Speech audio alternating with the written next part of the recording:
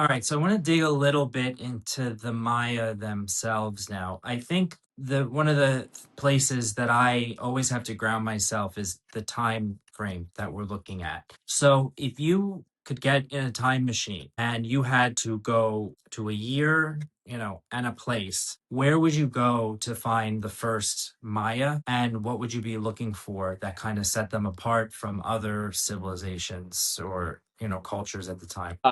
Yeah, so we don't exactly know. So first thing I'll say is I would have no idea when to set my time machine exactly. Could Okay. give you a couple thousand year time frame there, but there is a lot of debate among archaeologists when what we consider to be the Maya begin, and the reason that is because what Maya really is at the end of the day is a language family. So it's the Mayan language family. And we have noticed that people within the Mayan language family, especially in certain eras, shared a lot of cultural values in common. They shared a lot of spirituality in common. And so we can consider them to be a holistic group. Ancient Maya people would not have considered themselves to be a holistic group. If you would have said to someone from a city like Tikal, the giant city of Tikal in Guatemala, if you would have said, you and also the people of Kalakmul, your bitter enemies, are both Maya people, they would have been like, heck no. So it is an artificial term. And so that obviously makes it a little bit difficult to really see when it starts because, we can't, I would have to use the time machine to go back in time and start to figure out where the first Right. time that we can hear an identifiable Mayan language before I could really say when we should go.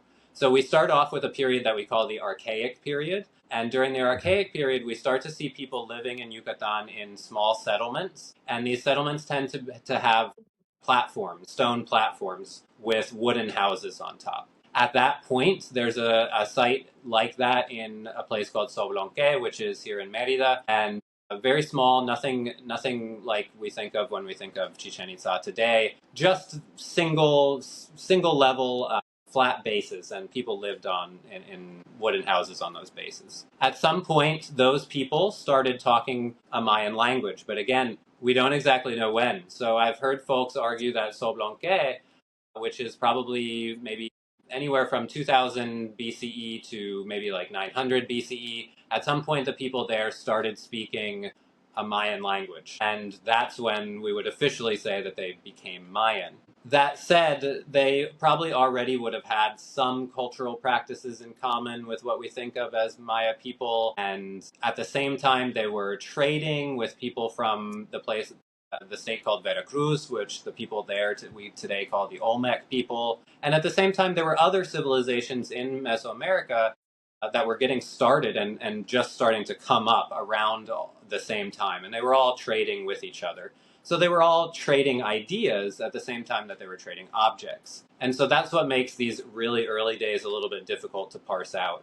Did the Olmec start something, or was it actually started in central Mexico? Did the Maya start something, or did they get it from someone else? These questions are ones that archaeologists debate pretty extensively. And unfortunately, in a lot of cases, we don't. You'll hear people have, very strong answers to these questions. I'm sure if any other archaeologists are watching this, I'm sure a few of them are at least like, well, I know what started where, and maybe you do, but there's definitely a lot of debate and confusion, and we're kind of always rewriting our ideas these really early days. When I first started reading about the Olmec culture, they were always called the mother culture of Mesoamerica. And yet, we had already started to discover some artifacts from other Central Mexican cultures to contemporary Oaxacan cultures that were really impressive, and that we started to think, well, maybe we should actually call the Olmecs the sister culture of some of these other cultures rather than the mother culture. And which of those is correct? We don't really know. It's still an ongoing debate. So, unfortunately, my first mission with my time machine would actually be very haphazard, just trying to see, where I can start recognizing some Mayan words. When would you go then where you would say, okay, I'm safely, comfortably in the Maya world? And what does that look like? I know there's a lot of periods. I'm not great at memorizing. You said archaic, there's like pre-classic, classic, post-classic. Where does the rubber really start? Rubber, I think that's a Maya reference too, or an Olmec reference. Sorry. Yeah, Where does yeah. it where does it really start to take off? And what is that looking like? Yeah, so to kind of expand on what you said, the pre-classic, the classic, and the post-classic, it does sound confusing when we have all these eras. The eras are actually meant to help you so that you don't have to remember Okay. specific dates. And in fact, some people argue in some areas the post-classic starts at this date, and in other areas the post-classic starts at this date. So even when I usually say like the classic era starts 250 C, runs to about 900 CE, but there's a lot of wiggle room on either side, and so really the terms pre-classic, classic, and post-classic are actually designed to make things simpler and to kind of strip away some of the complexities of dating.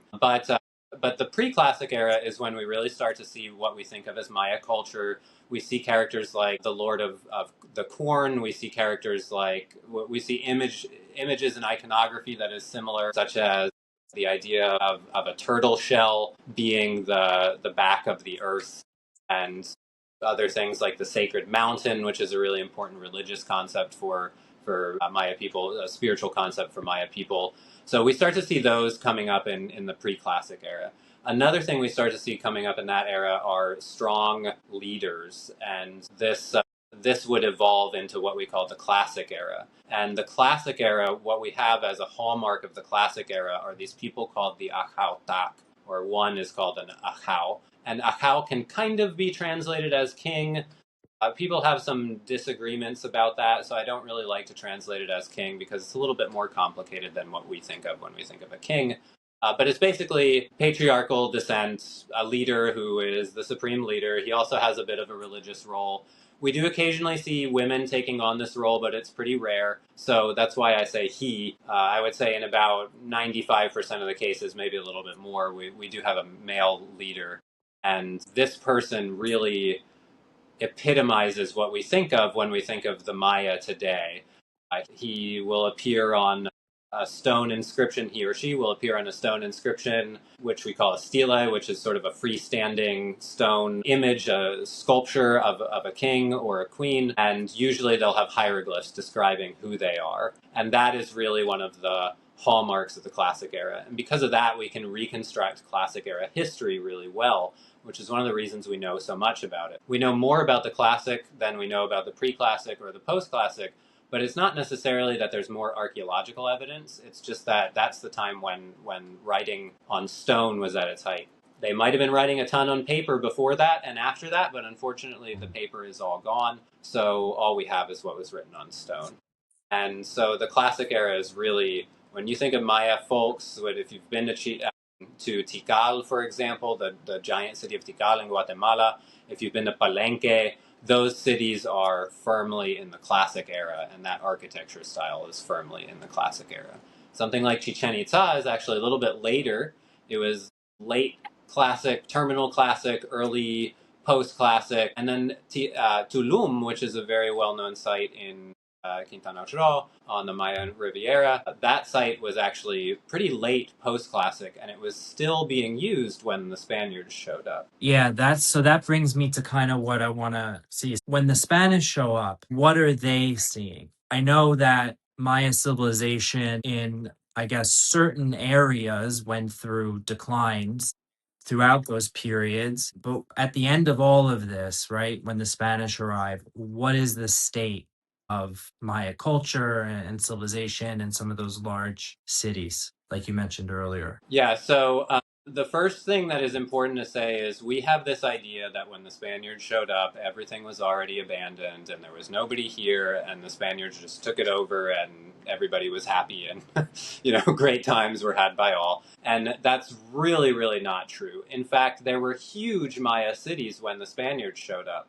but they very quickly started falling to disease. And the Maya were in contact with the people of the Caribbean very closely. So there was a lot of trade between the Maya and the Caribbean, which means the Maya got Spanish diseases long before the Spaniards showed up. And it also means that the Maya knew that the Spaniards were a threat long before the Spaniards showed up. So there's a story that I've heard a lot of folks say about how there was a Spanish shipwreck, and you have Gonzalo Guerrero, who was involved in the shipwreck, and and most of the other people on board the ship were sacrificed. They were put to death. Now, this is always said as look how savage the Maya were, look how evil the Maya were to the Spaniards, and these poor defenseless Spaniards. But the fact is, the Maya knew what the Spaniards had done in the Caribbean already. So when the Spaniards showed up in the Maya area, the Maya understood that they were specifically under threat and that these Spaniards were very dangerous people.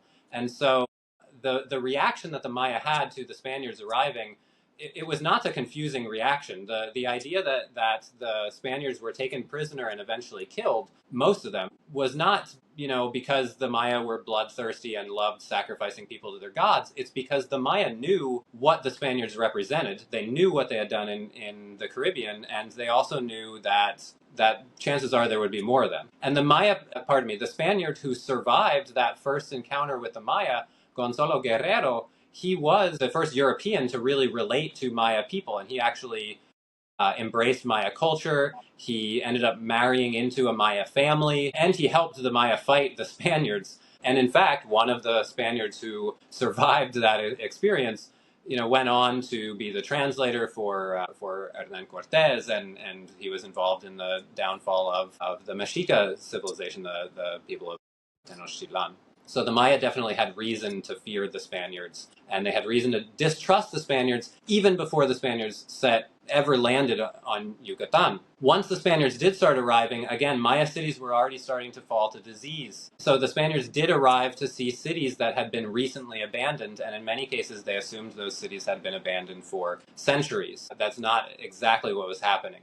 We know the Spaniards tended to build churches in places where Maya people were still living, and there are lots of churches at ruins, at sites that we now consider to be archaeological sites. So there were clearly Maya people still living at those sites when the Spaniards arrived. The Spaniards fought the Mexica, and we hear all the time about how amazing the Spanish conquest was, and if you're a Spaniard from the time, you said it was divine intervention, how quickly it happened. But the fact is, the Spaniards were not able to defeat the Maya that quickly. The last last major Maya city that was independently governed actually fell in 1697. So almost 200 years after the conquest began, before the final Maya city fell. And even after that point, there was lots of examples of Maya revolution in the area. To this day, we have folks like the Zapatista movement. So really, in a way, the Maya did manage to outlast the Spanish government in the region. So I guess the Spanish approach to the Mexica, right, the Aztec, is different than the Maya, right? So it's a pure conquest for gold and resources in central Mexico. What's the end game for Spanish interaction with the Maya, since there's not like gold or things like that in the Yucatan Peninsula? Yeah, so they tried to invade the city of Ho, which is contemporary Merida. It took them about 20 or 30 years before they were able to conquer it, and that was where they first drove in a foothold in the peninsula. The Spanish gold here was actually, it sounds like the things that we don't really think of as that important anymore, but back then were extremely important. So one was the Maya were famous beekeepers. And as strange as it sounds, it was worth the Spaniards' time to take over a population that was famous for beekeeping, because at the time, candle wax was the prime. You mentioned gold, you mentioned silver, right? Where do you get silver from? You get it from mines. And to get into a mine, the only way that you're going to be able to see down there is if you have a candle. And so these candles were, the candle wax that they were producing here was incredibly important. The other thing is there's a type of tree called logwood, and the ink from logwood is used for all sorts of different dyes and clothing dyes, and it was considered very exclusive in Spain during the colonial era. So these are sort of the two main things that folks were actually looking for in the Yucatan region. That's not to say they weren't interested in, every once in a while they did find, because Yucatan had traded so extensively with other Mesoamerican cultures, every once in a while the Spaniards did find gold here and get very excited and think maybe, there's a secret vein of it somewhere, but it always ended up turning to have come from somewhere else. So, I mean, that's very cool. I learn something new every day. This is why I'm talking to you. You kind of mentioned earlier that the Maya, it's more of a culture, it's more of a language group. So we're not talking about an empire like the Aztec or the Inca, right? Which probably lends itself to why so much of the Maya, like Maya people today still exist, right? So, in general, what's a high level image of what Maya civilization was like? And was it like that the whole time? Did it ever dip into empire, right? And try to expand like one city over another? Like, what's the dynamic? Yeah, such a great question, and so the first thing that I want to focus on is about the Maya Empire, right? That's absolutely true. There was no Maya Empire. One of the quickest ways that if you're reading a news article and you're not sure whether it's legitimate or not, about the Maya, one of the quickest ways is to see whether they say the Maya Empire or not. And if they say Right. the Maya Yeah. Empire and they're, saying that there's some serious news article, you can pretty much throw it out, right? Yes. So that said, there were a few times where there were very large Maya cities that had a lot of political power. And two of the biggest of the classic era were Tikal and Kalakmul, and the two of them fought constantly, especially towards the end of the classic era. And in fact, there's some evidence that when we talk about that, now we prefer the term rupture over the term collapse, but when we talk about the rupture between the classic era and the post classic era, a lot of times what we're talking about is the fact that these two cities finally couldn't keep fighting anymore and they both collapsed around the same time. Population decline, massive population decline in those two cities. Now, those people seem to have gone elsewhere. They went to Yucatan, they went to Belize, they went to other parts of Guatemala. They left what we call the Petén area. So again, it wasn't that the Maya people all disappeared. They didn't all become energy beings or get abducted by aliens or anything like that. They left. They left those two cities, but they didn't disappear forever. It's just that they weren't building these like giant cities anymore, and there's some reasons for that that have to do with resource management and changes in agriculture and blah blah blah blah blah, all this sort of very complex stuff. But the idea of a Maya empire, the reason that there never was one was because Tikal and Kalakmul could never beat each other. Now it's possible that if Tikal had finally defeated Kalakmul and managed after they defeated them, if they had managed to gather their resources together, they might have eventually established something like a true empire. But they never got to that point. They fell before due to warfare before they were able to get to that point.